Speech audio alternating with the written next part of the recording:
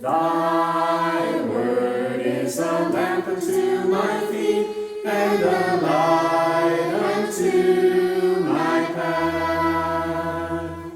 I'd like to take this opportunity to thank everybody for listening in today. We're going to be reading from Psalm 61. But before we do that, this is a Psalm of David and his plea to God for help and assistance. Before we do that, I'd like to just review just quickly some of the milestones in David's life, some of the problems that this psalm may have been written for, in appealing for the deep issues that he faced. We'll recall the sin with Bathsheba and all the problems that caused. We'll talk about, we can think about Saul seeking his life, Absalom's insurrection, David's sin of numbering the people, and can we forget when he fought the giant Goliath? All of these would have been times when David would have sought God's help. And so while we don't know exactly why this psalm was written, we can surmise that it was a time like this. It was a very difficult period for him. And we can also be really proud of David, the fact that when he was in trouble, he didn't try to do it himself. He went to God. Having said that, let's read the text.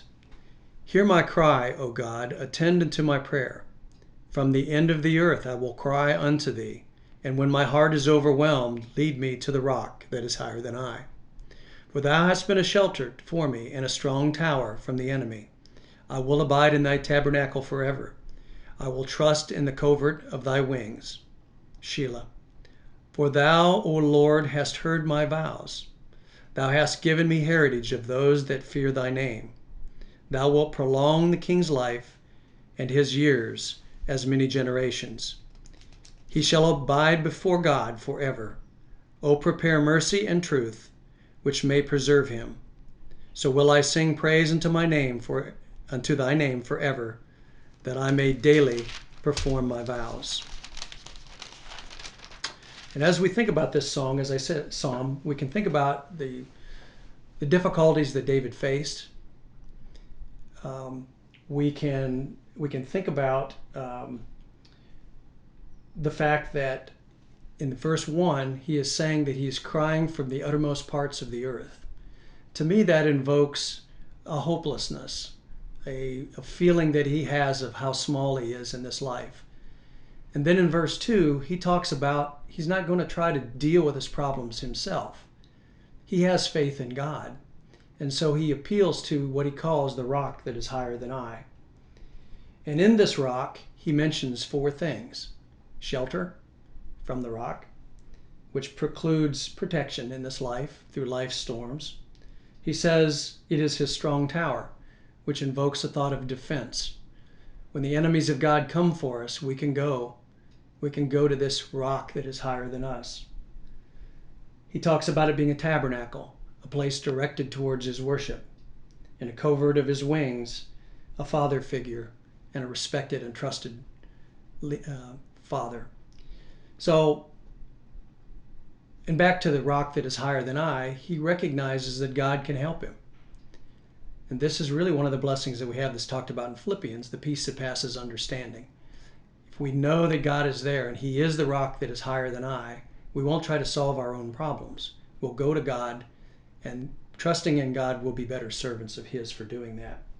He also reminds God of his vows. He is recounting on top of that his blessings. He says, I have vowed to thee, and I have kept them.